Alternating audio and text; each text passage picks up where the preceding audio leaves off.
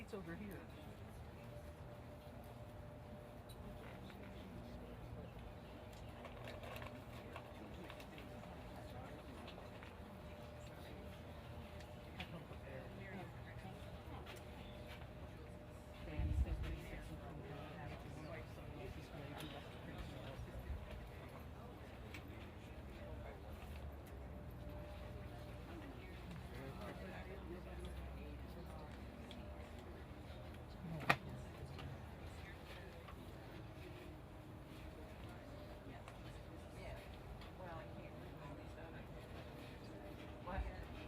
All those seats, I don't think so. They were just putting programs on.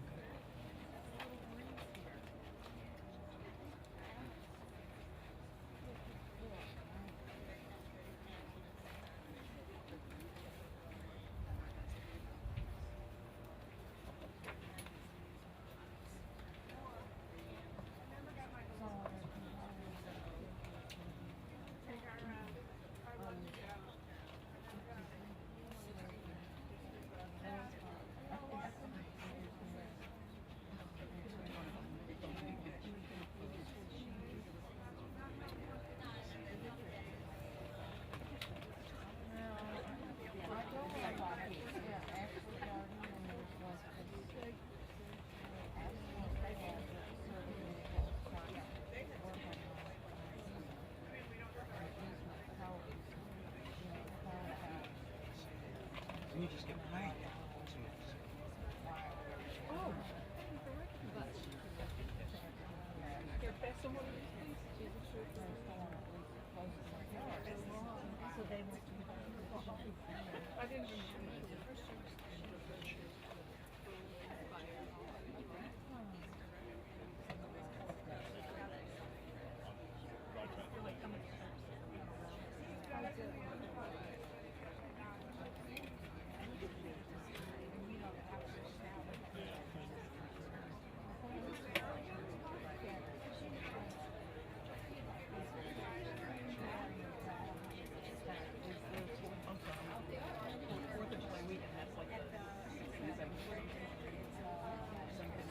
No, I'm moving to the first.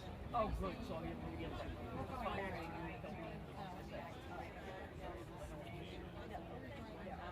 You know the Saturday. That's my son. Unless there's something special.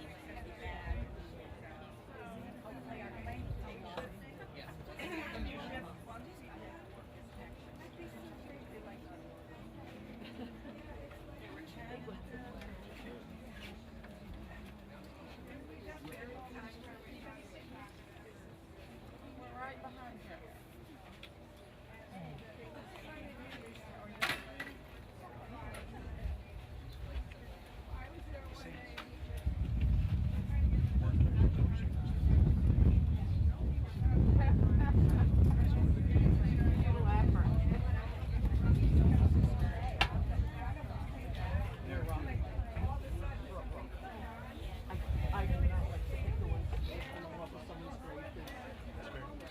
I know it doesn't mean much, but it's There's someone sitting there?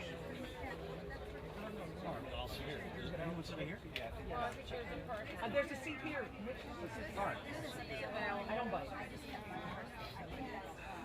You walk right past and I don't recognize you. I know. The dark. I'm sorry. That's okay. Here, I have a rock.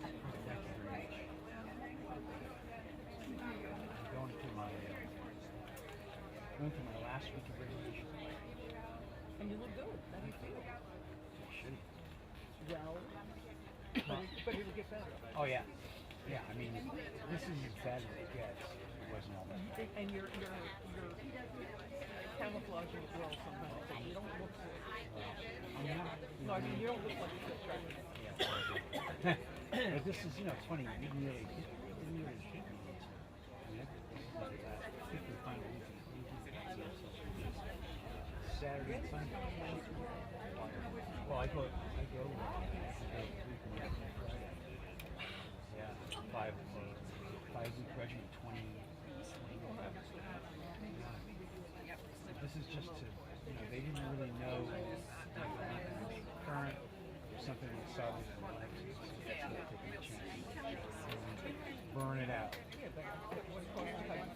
I'd rather feel shitty. There you go. How you doing, sir? 6 months. Try to be sorry.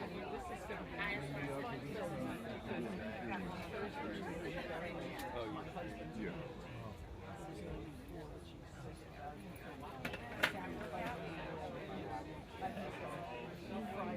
Oh, yeah?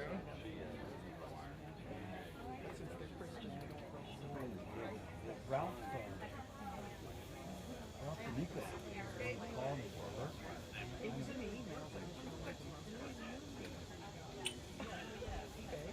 Some of them I read. I didn't, but I got an email. I didn't get it.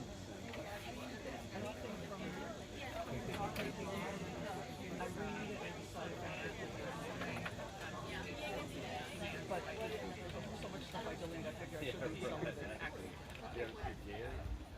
No.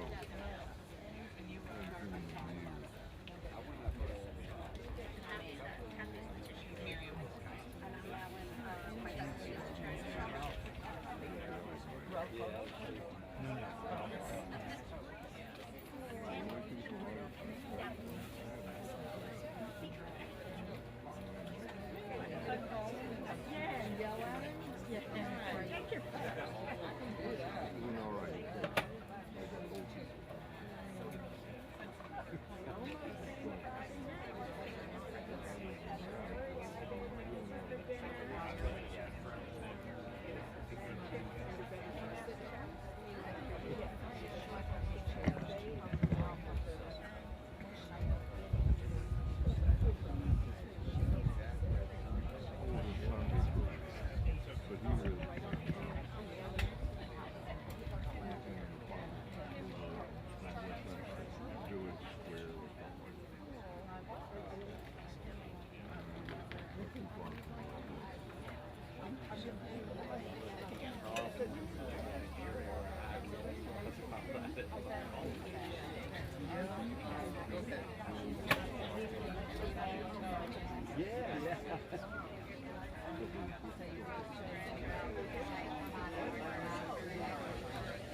The left side.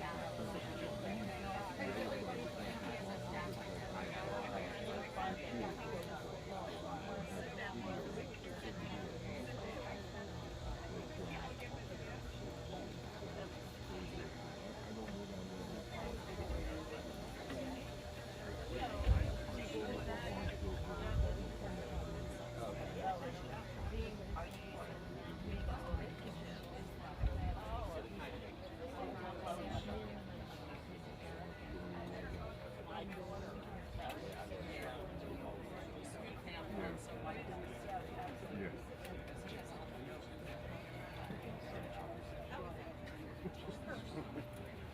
Do it all on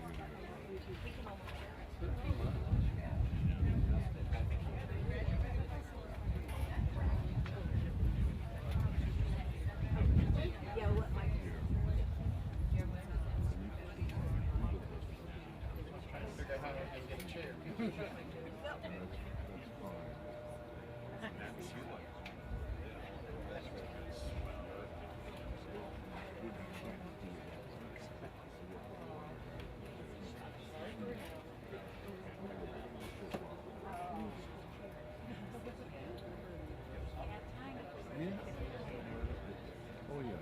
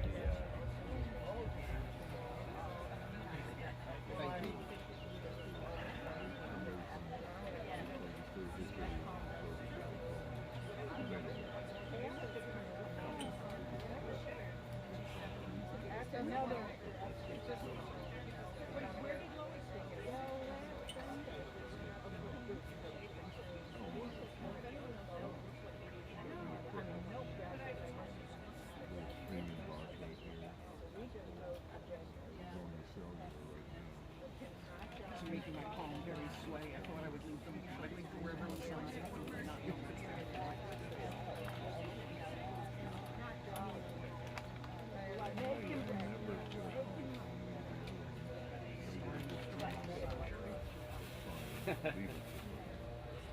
I thought Jules was glad I saw him. Really stuck.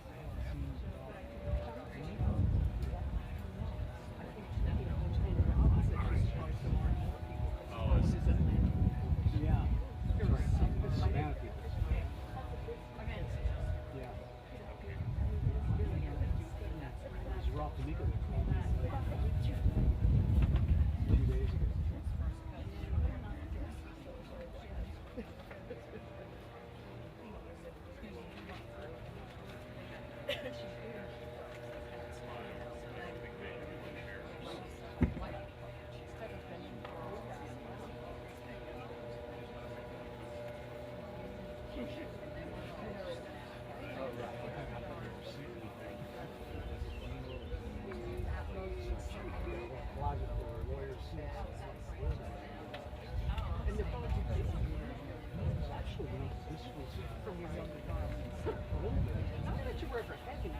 No, I was always thinking, but I mean, I've definitely, but Have you lost sight of it? Is that the age?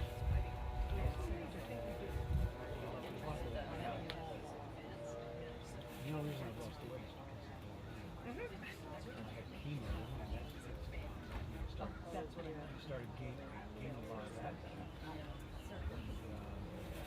I would like to believe that my spine is becoming more compressed as I get older and that I'm getting shorter because otherwise I have to admit that my now 17-year-old nephew, whose diapers I changed, is 6'4".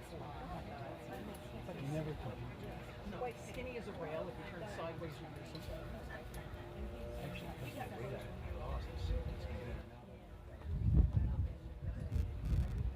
No, they did.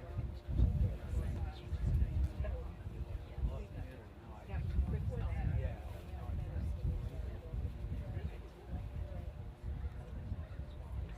All my suits were. Guy would come to my office. Fabrics, fabrics. Where did you? Connecticut. Where? Okay. Actually, it's statewide.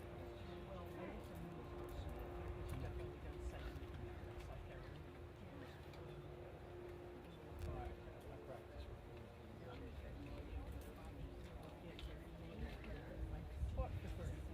There's one for each of us in terms of the Israeli or okay.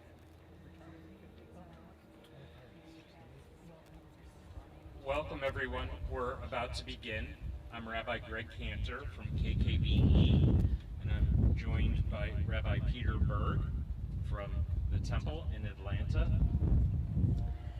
We thank you for joining us this morning as we remember Jules Kerness. To begin, we're going to ask everyone wearing a Kriya ribbon to please stand and step closer.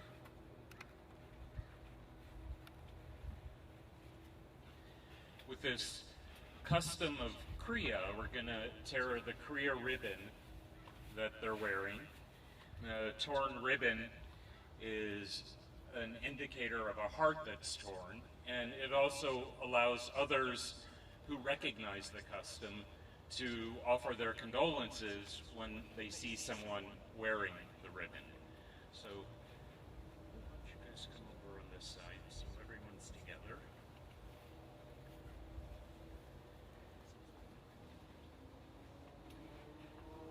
For Jules, we declare that for hearts that are torn, we perform this act of Kriya. If you'll repeat after me. Baruch atah Adonai, Eloheinu melech haolam, Dayan ha'emet. Which means, we praise you, Adonai our God, ruler of the universe, judge of truth, to which together we say, Amen. And if you grab it at the bottom, tear upwards. Tear your ribbons, and if you need a hand, we can do that as well. Everyone's got it. Thank you. You may be seated.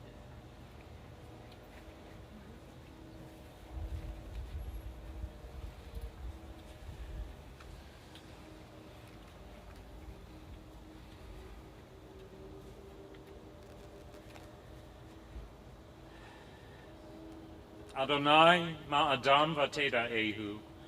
Adonai, what are we that you have regard for us? What are we that you are mindful of us? We are like a breath. Our days are like a passing shadow. We come and go like grass which in the morning shoots up renewed and in the evening fades and withers. You cause us to turn to dust, saying, "Return, O mortal creatures.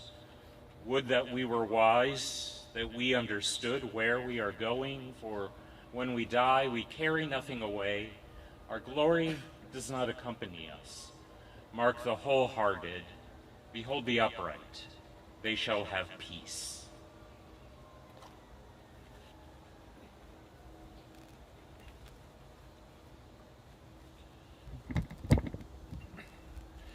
It has been 2 days since all of us were made aware of the passing of my father-in-law, Jules Kerness. Although we knew this day would be coming soon, it is difficult to comprehend. In this interval of time, we have had a brief opportunity to review his life in true perspective and to measure his deeds so that we will always remember them. As I approach this difficult task of recalling a life so well lived, I take these words from our sacred literature. Chaval al devadim v'la mishtachim. Woe unto those who are lost and cannot be replaced. Jules Kerness is absolutely irreplaceable. There never has been, nor will there ever be, anyone quite like him. This noble man walked in light and dignity, and wherever he went, a unique climate came into existence. Those of us who were privileged enough to come just a little bit closer, we knew we were in the presence of a very significant personality. But Jules was above all a teacher. He was a teacher to his family, for he shared wisdom freely with his children and grandchildren, whether they or we liked it or not. He was a teacher to the New York State Legislature, who revered Jules for his valuable contributions to the welfare of children.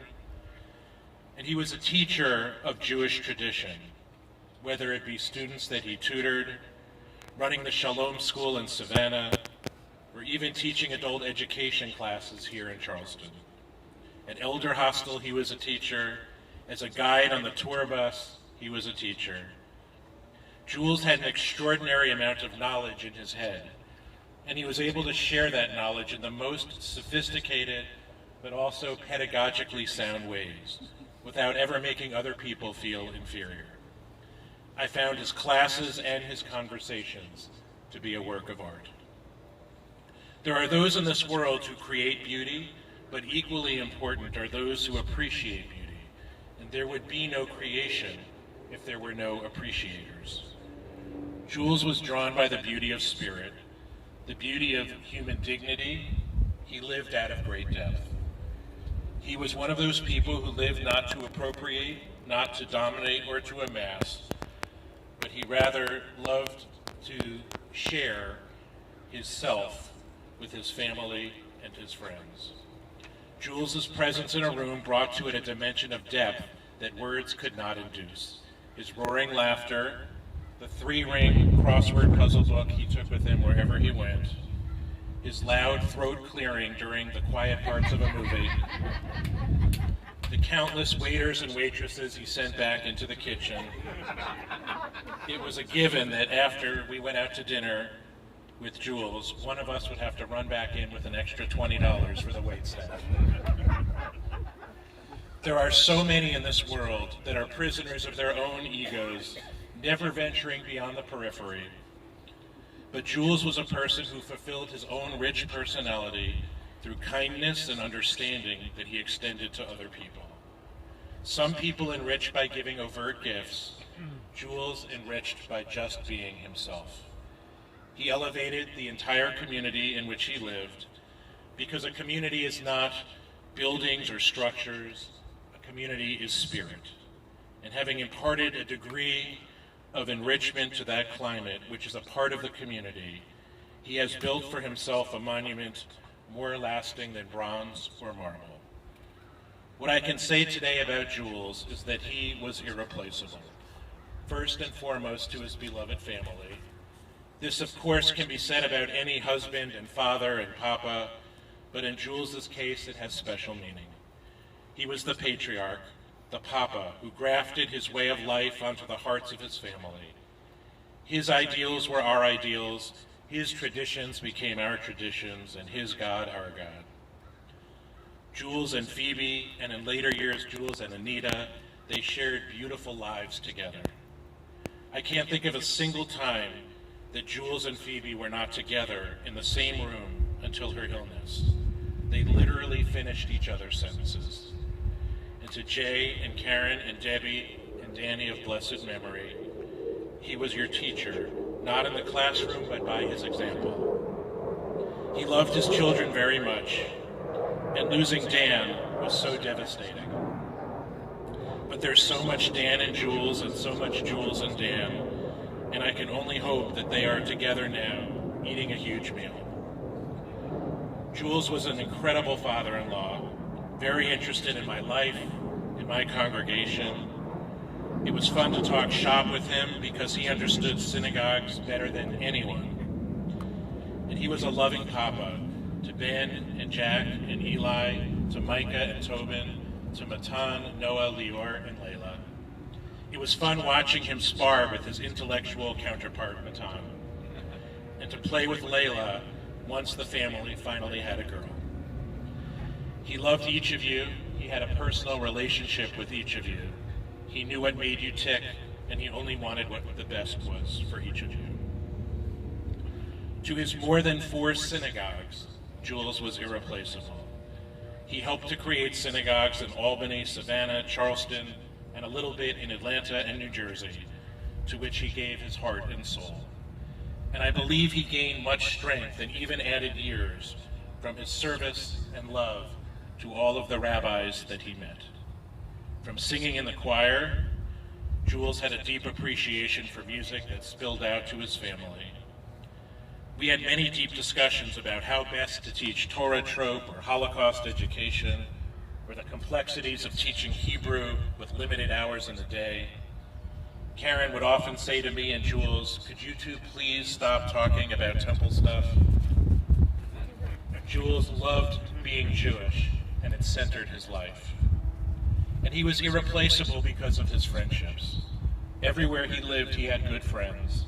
Everyone got a personal escorted tour of Savannah and Charleston. All people found him fascinating, and Jules could keep up in any conversation on any topic. We loved him because he loved his food like no other human being on this earth. My absolute favorite thing to do was to watch Jules eat a meal. It made him very happy. It was almost like a sport.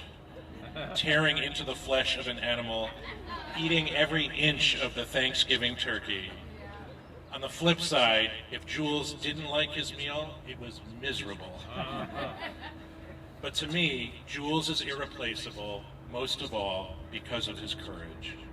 Like all of us, he faced some difficult circumstances. He faced them with strength and tenacity and realism. This includes many medical challenges over the years. But he was the kind of guy who, even during kidney failure, would sit up and eat some more treif.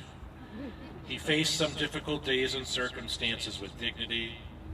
He wanted to live because he truly loved life. So blessed then is our family for having such a kind and decent father, husband, and papa. Blessed is this temple for having such a loyal member. Blessed are all of the rabbis for having such a caring friend. Blessed this community for having such an inspiring leader. And blessed be our God for having such a loving and beloved servant. Indeed, we are blessed for the privilege of sharing in Jules's life. But chaval al devadim, woe unto us, for he can never be replaced. Amen. It is during this time of our grief that we listen to the voice of our sacred scriptures, the voice that brings us the ever-new message of God's nearness, telling us of our kinship with our Creator, in light as in darkness, in joy as in sorrow, in life as in death. And one of the most moving passages of our tradition are the words of the 23rd Psalm. For here the psalmist tells us of his deep faith. Though I walk in the valley of the shadow of death, I will fear no harm, for you are with me. Losing such a caring soul is like entering deep into that valley. We are cut off from the bright sunlight. It is a shadowy place. No road of life can possibly detour around the valley. And how well we know that sooner or later all of us must walk through the valley of the shadow of death. But the psalmist wisely uses a figure of speech, of a valley, to describe that experience. For a valley is open on both sides, and having entered into it, we are not just to make it a permanent dwelling place. Jules would never want that for any of us. Rather, we linger for a while, and we walk not only through it, but out of it, and enter into the bright sunshine of life. The loss of Jules has plunged us deep into that valley, but the inspiring memories he has left us, his love of family, his foresight, the lessons he taught, his great sense of humor and intellect, and his ability to make the world a better place all over again each day. These are the memories that come flooding to us, the memories that help us traverse the valley of death and emerge again into the sunshine of life. Please join with me. The Lord is my shepherd, I shall not want. He maketh me to lie down in green pastures. He leadeth me beside the still waters. He restoreth my soul. He guideth me in straight paths for his name's sake. Yea, though I walk through the valley of the shadow of death, I will fear no evil, for thou art with me. Thy rod and thy staff, they comfort me. Thou preparest a table before me in the presence of mine enemies. Thou hast anointed my head with oil, my cup runneth over. Surely goodness and mercy shall follow me all the days of my life, and I shall dwell in the house of the Lord forever.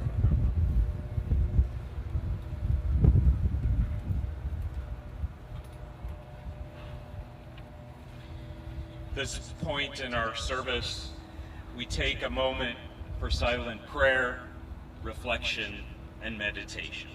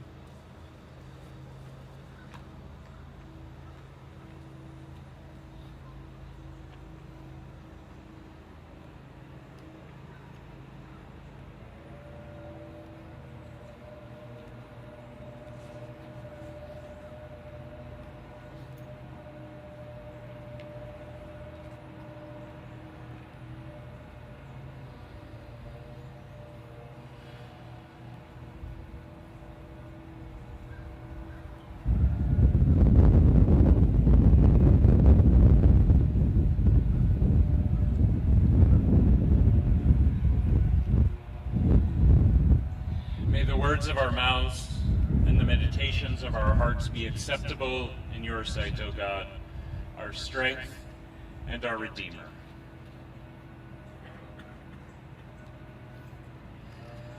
Dear Karen and Peter, dear Deborah, dear Jeremy, Jay, Lisa, Eric, Ben, Jack, Eli, Micah, Tobin, Tom, Lior, Noah and Layla, dear Anita, family and friends. Jules was born in Brooklyn on March 20th, 1940, the son of Thomas and Nettie Kerness. He also grew up there, and he attended Syracuse University.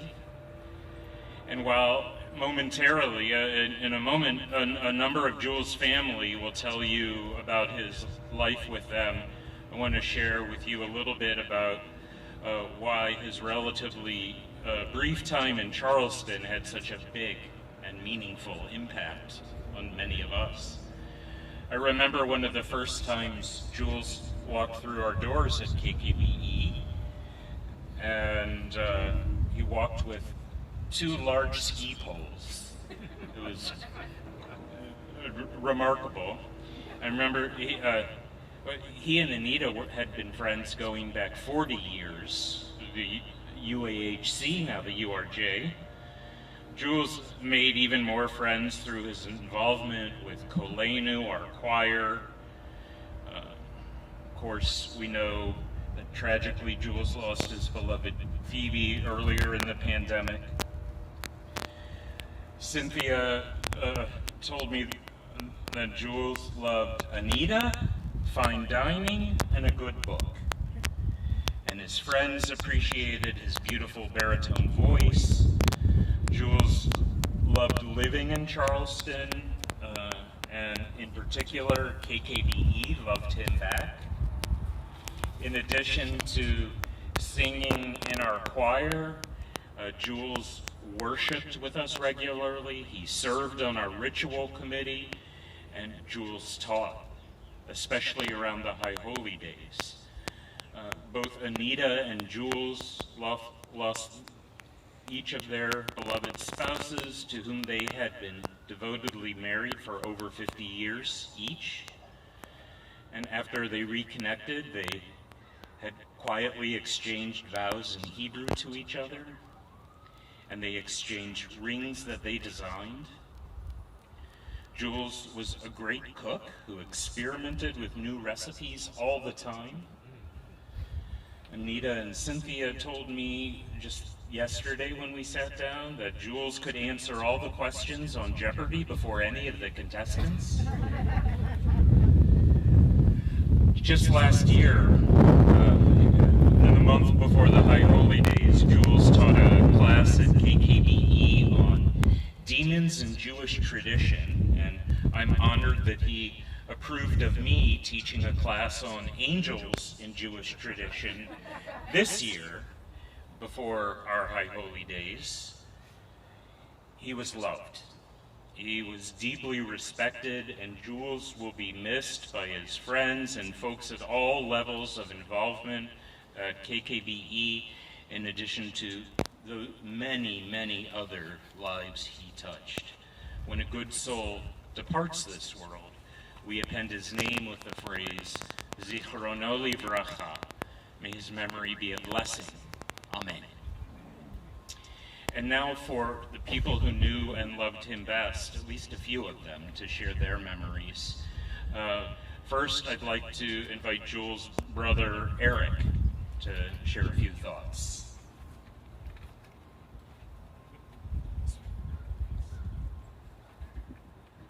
Reflections of my big brother.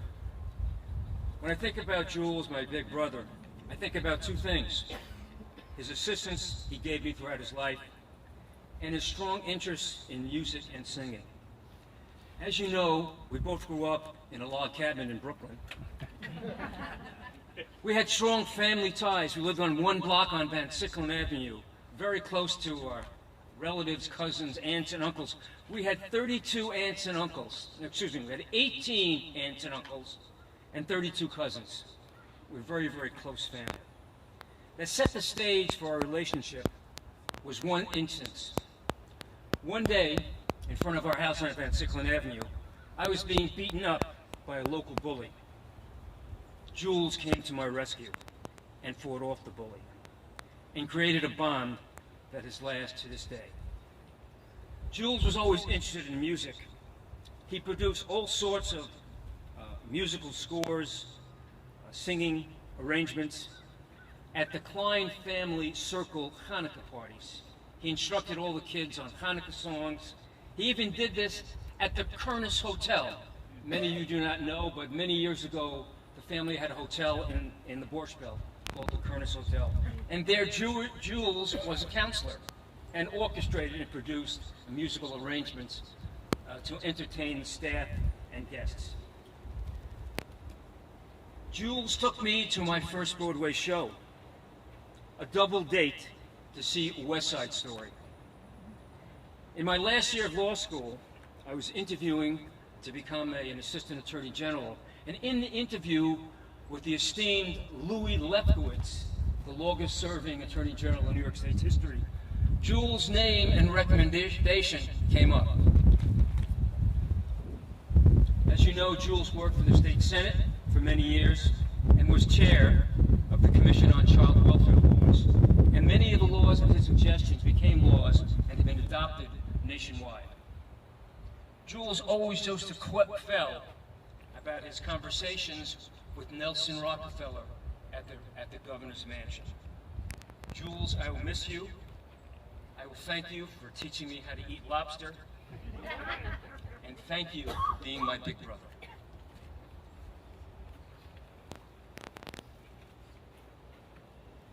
Next, Jules' son Jay.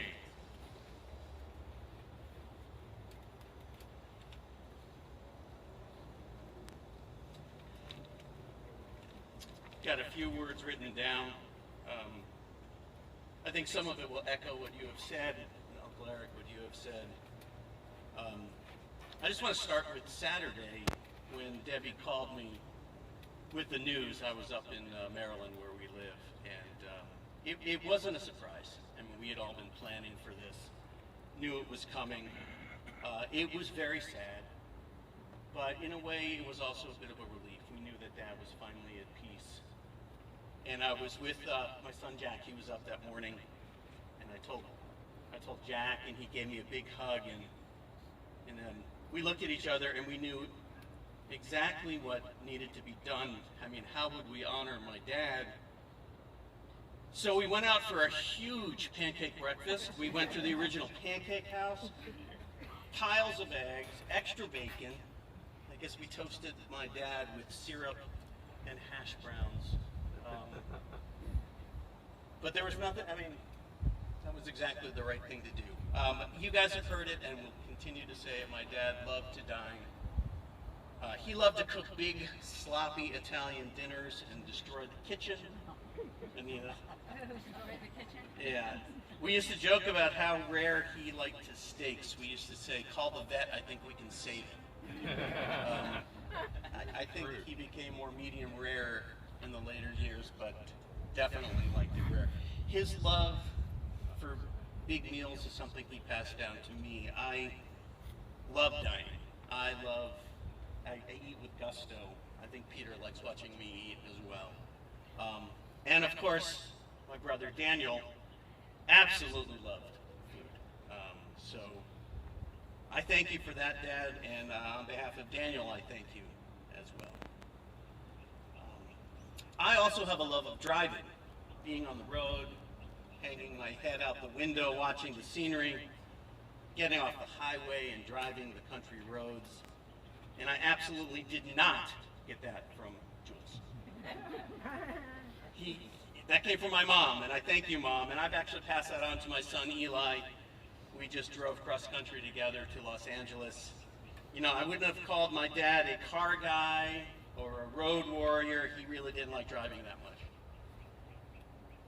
But that didn't stop him from driving our entire family cross country twice for vacations when we were little. And the second time we were pulling a 26-foot camper that we parked, and Jules orchestrated hooking up sewer line and all, and packed all 7 of us into that 26-foot trailer for 4 weeks. I think you were like 2, Debbie, I don't remember. So that was completely insane. That was nuts. And what was also completely insane is that I actually look back fondly on those trips. And I don't know how I do, but I did. And I have to give Dad and Mom a lot of credit for that. Dad also wasn't like a home improvement do-it-yourselfer kind of guy. I mean, he's not like a tool belt, hard hat kind of guy. But that didn't stop us from building, honest to God, from the ground up, a fireplace in our house in Fairway Avenue, where there wasn't one. I remember crawling around in the attic while my dad was up on the roof, and we were configuring the chimney and putting Z-brick all over the wall. I mean, it's just crazy, but we did it anyway. So these are some of the things that I think about when I put pen to paper to write something about Dad. Those were some of my favorite times. And here are just a few other things to wrap up. My dad had a proud face. It was sort of this classic face that he made when he was bursting with pride about something. I remember him making it when he took me to the state capitol building, showed me his work, got to meet his boss, the senator. When he gave me a copy of the child welfare laws that he wrote. It's okay, I like the sound. The background. No, it's good. I remember seeing the proud face when I was performing in high school, and Debbie, no, I do not want the videos of this. No, I don't want the videos. And I especially remember seeing it when he was bursting with pride for his grandsons at my son Jack's recitals, Ben's graduation, and when Eli decided to go to Syracuse for college. My dad went to Syracuse for a year for grad school after he graduated from Brooklyn College, and the reason why he stopped after a year, well, was me. Because I came into the picture, and that's when he moved to Albany and started his 30-year career with the Senate, so I take credit for that. And that proud face at my wedding, I remember it fondly from under the huppah. You probably all know the face. Dad always gave me freedom. Yes, some of it was because I was the oldest, but not all. He supported me when I made my own crazy decisions, like becoming a sculpture major at college and opening my own business, and that turned out pretty well. He loved his grandkids. I think you guys mentioned, enough said. You guys have more to say on that. And when I was a senior in high school, one thing I really loved was my dad gave me the old olive green Plymouth Fury 3 land barge that we had to drive around high school year, and that was after we were driving that light blue convertible with the white top. That was Starfire convertible. Yeah, yeah. It was from, I think, Grandpa Tommy and then Uncle Eric. We used to call it Old Faithful. I actually think you could touch the ground through the rust on the bottom, but that made me smile. There's a lot of fond memories. I just wanted to share some of these that stand out. Dad was a kind man. He had a good heart. And the times when it was just crazy to try something, but we did it anyway, are some of the memories that really stick with me and they make me smile. So, Pop, I am glad you're finally at peace. Give Mom a big hug, tell her we love her, and that yes, we will look at the damn photo albums, I promise. And enjoy a big sloppy Italian dinner with Dan tonight. Love you.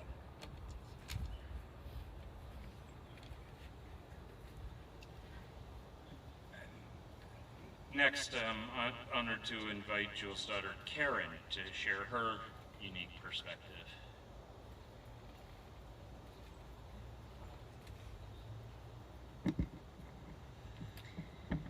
So, the Kerness clan was the crowded, noisy house on Fairway Avenue.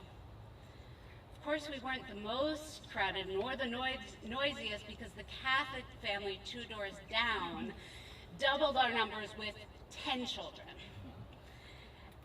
Yet, this last decade, we have now lost half our ranks.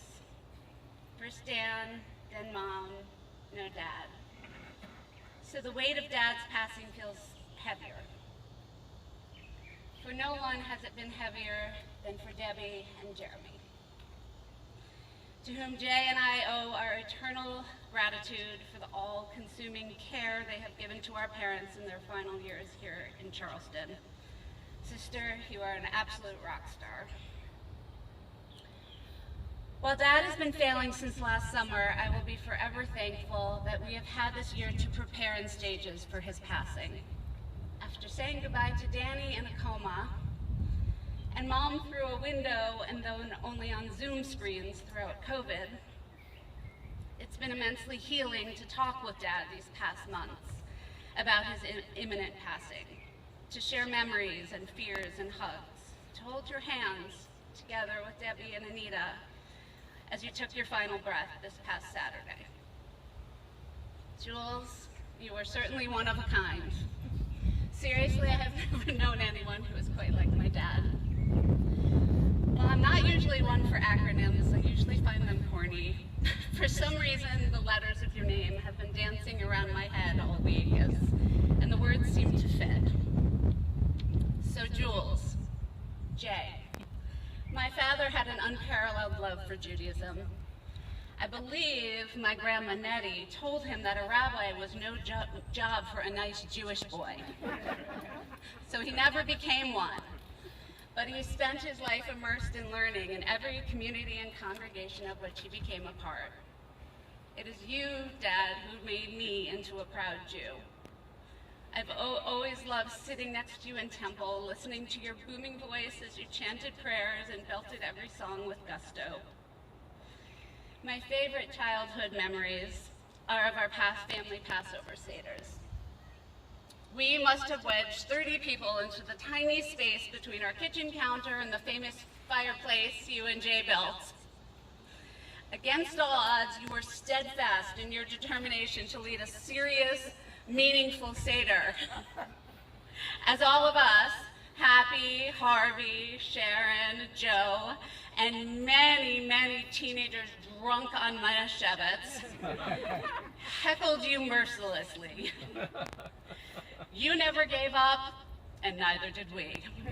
It was sheer perfection. You, my father, could be a bit uncouth.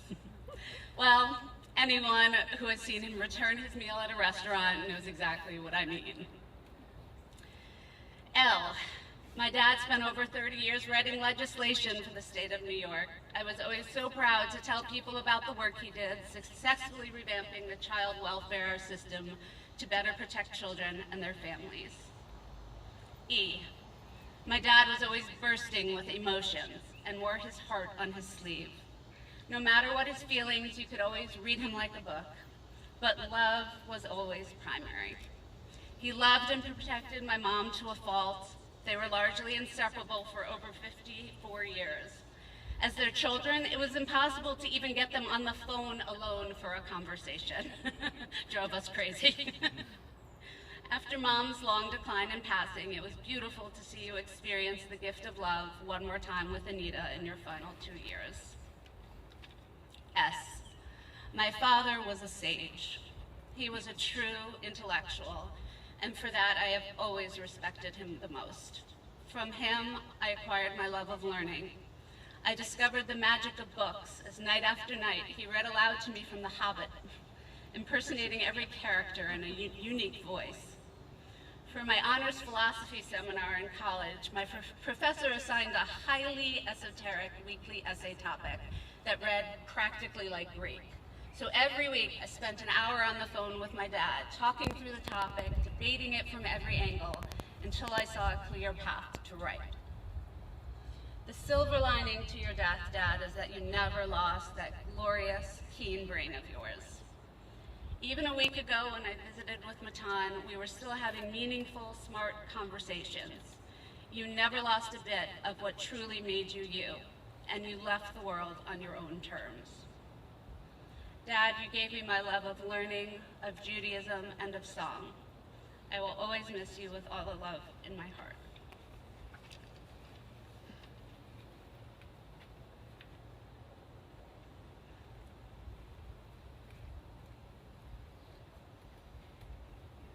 And representing grandchildren, Matan's going to share some thoughts and memories.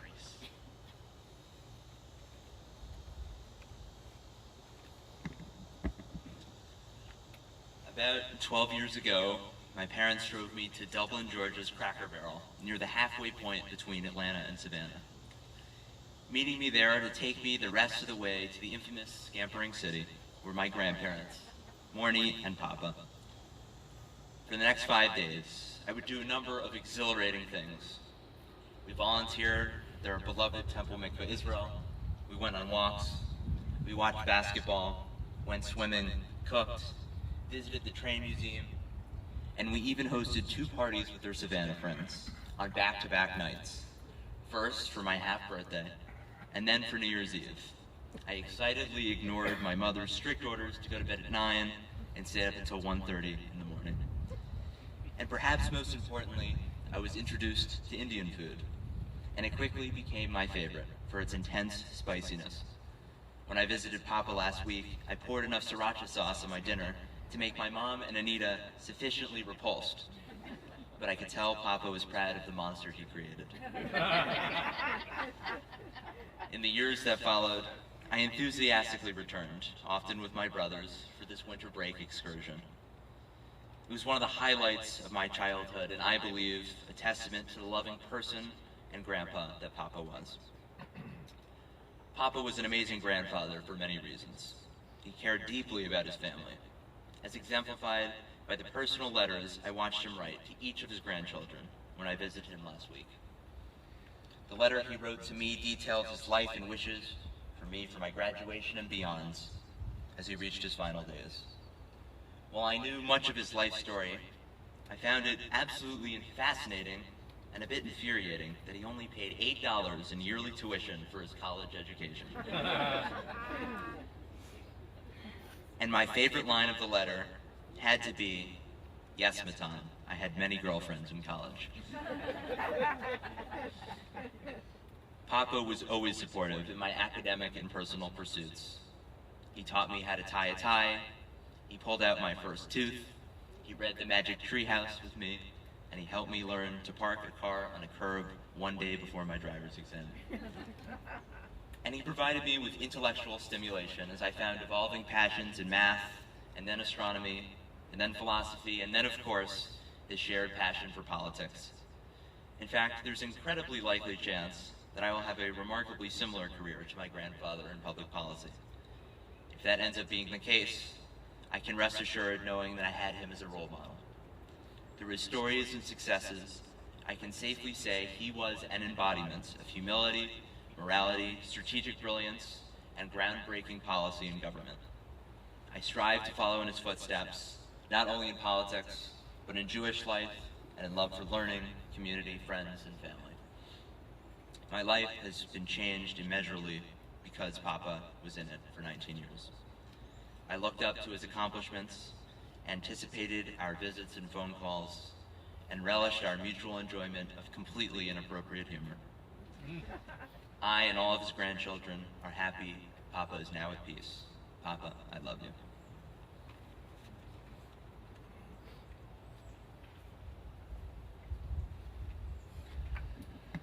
Let's just take another brief moment of silence as we recall all of the ways that Jules has touched our hearts and souls.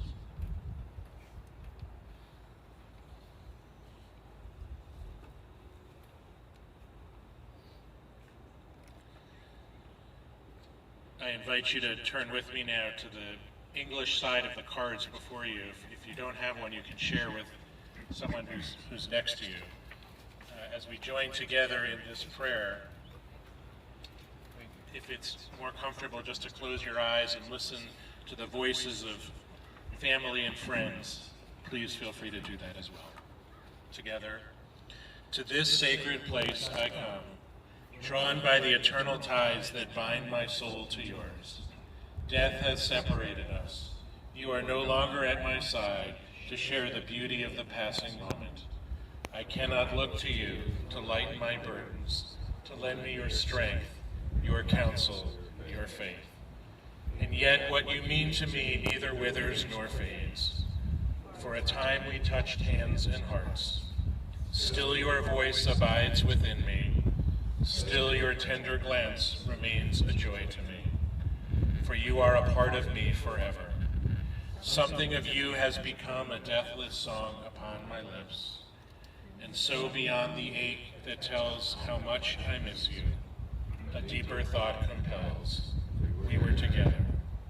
I hold you still in my mind and give thanks for life and love, the happiness that was, The memories that do not fade are a gift that cannot be lost. You continue to bless my days and years. I will always give thanks for you. We turn now to the words of El Malay Rachamim as we pray that Jules' soul be returned to God in mercy. Please rise.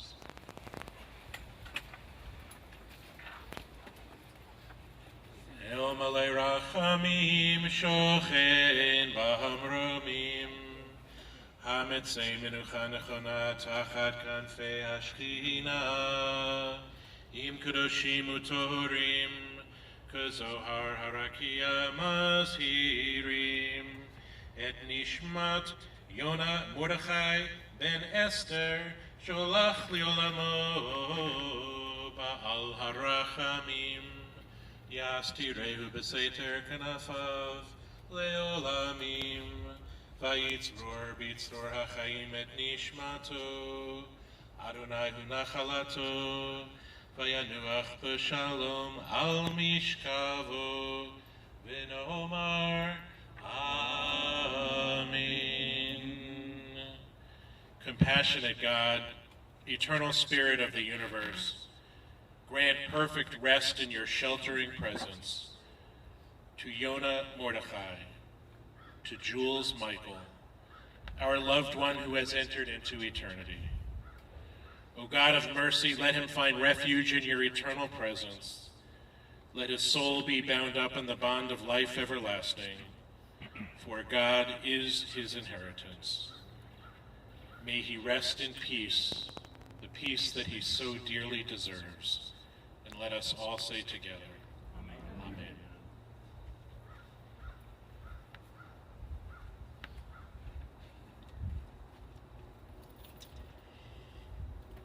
In a few moments, we'll conclude our service. Peter and I will share some Israeli earth with families so that they can place it in the grave.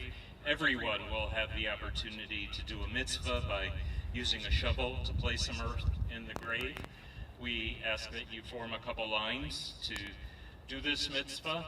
It's traditional to use the back or bottom side of the shovel to lift the earth and place it.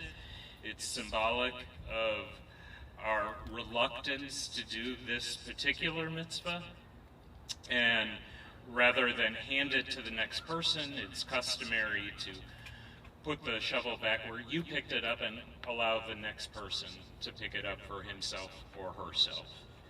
We'll do that in just a moment. After Kaddish, we'll lower, and then we'll have the chance to do the mitzvah. The dust returns to the earth as it was. The Spirit returns to God who gave it. It is only the house of the Spirit which we now lay within the earth. The Spirit itself cannot die.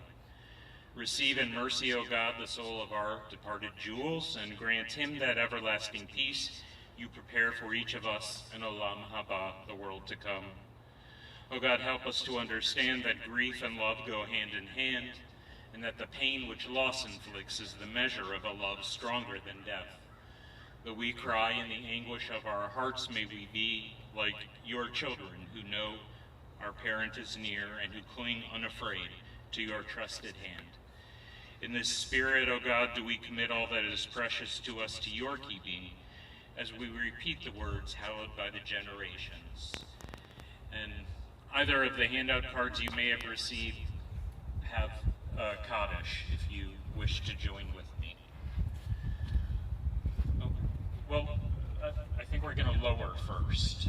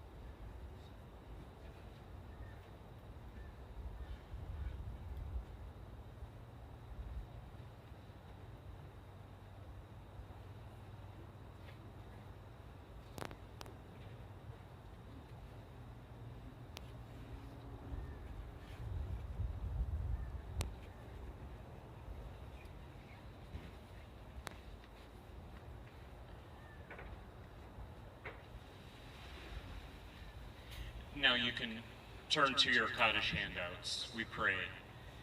Yitkadav v'yitkadash shemei Rabbah, be'alma divrach geretevia melech malchute, v'chayechon u'vyomechon, u'v'chayeda chol Beit Yisrael, v'agalav v'izman karim v'imru. Amen. Yehei shemei Rabbah mevarach le'olam olo me'omaya, yitbarach v'yishtabach v'yitpa'ar v'yitramam v'yitnaseh, v'yitadar v'yitaleh v'yitalal shemei dekudashah barichu, La'ela minko birchata v'shirata, tushbekata v'nechamata, zamiran v'alma v'imru. Amen. Yehei shalom rabba min shemaya, v'chayim aleinu v'al kol Yisrael v'imru. Amen. Useh shalom b'mromam, hu ya'aseh shalom, aleinu v'al kol Yisrael v'imru. Amen. May God grant peace to those who mourn, and comfort all the bereaved among us who remember Jules. Together let us say, Amen. O say shalom b'mroma, huya say shalom. Aleinu v'al kol Yisrael.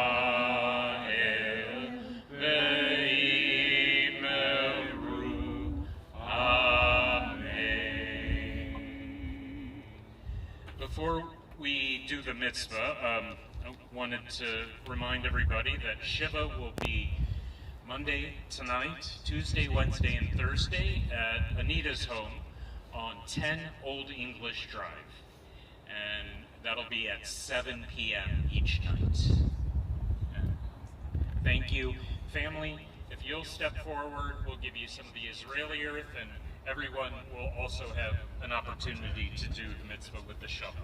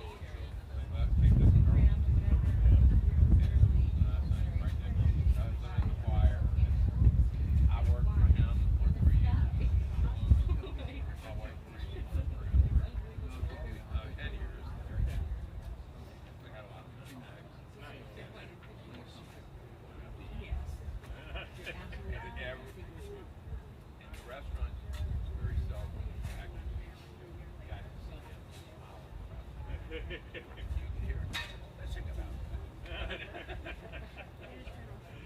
But not my own. Yeah, Phoebe and I would. Right, well, she was Phoebe and I look at they find us. But he was a character, but so all the positive things. I explained all the positive. So thank you. Great. Well, we couldn't have done it. They did. Peter did a wonderful job. Yeah, he's great. Yeah, Rabbi Alexander's. She's away from that. Oh, yeah, everybody here. She would have, I know, she was very positive. Yeah. Or he was positive. I think it was mutual. I had the feeling it was mutual. But anyway, thank you for doing it. You guys had easy material to work with all the way around. Anyway, thank you. You are very welcome. See the trip back to Savannah. Yeah, we'll stay in overnight. Go back tomorrow. Our daughter and husband. So they were coming to Savannah for Father's Day. And told them about Jules. Yeah. I mean, We're that way. Okay. interesting enough to be Nice to have them. Anyway, thank you. Thank you. Safe trip. Yeah, thanks. awesome. And the older section.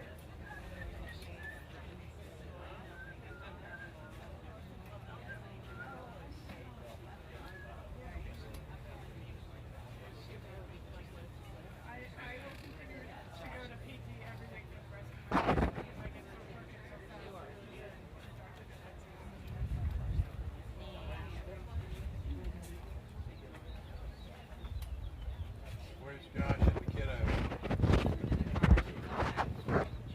Yeah, I remember you Hey, last Larry. name. I don't remember you first. Herbert. I'm Maxine. Herbert, right. How are No, you I'm doing? not Maxine. No, I'm Teresa. That's I'm Teresa. Teresa. Oh, okay. How are you, That's Larry? okay. Good, How are you doing, good. Larry? Doing very well. Other than this, I'm doing okay. There you go. Yeah. We're in, Y'all in Charlotte now? well, just south of Charlotte. What, Indiana, Rock Hill? Indiana, South Carolina. Nearby, more like Fort Mill, South Carolina. Okay. We Is showed- that on 26? No. 70? No, it's off of 77. 77 is not 70. Right. 77. It's just like 10 miles to the south of the North Carolina border under Charlotte. So, working out very well. You pick up Columbia. Yeah, Columbia's your about an daughter's hour and a there. half Yeah, up. you pick up 77. Right, right. This west So, 55 active communities, so it works well. I play Is tennis. that working well for you? You I enjoying play that? tennis just 4 days a week. Only 4? I gave up one Pretty day slack. to play bridge. Oh, okay. And then I help people with computer problems. So that's like community service. Do you commute to Savannah for that? No, but I can make phone calls. We can always do FaceTime. That's Yeah. right. Yeah. And your daughters in Both daughters both are her in daughters. Charlotte. That's right.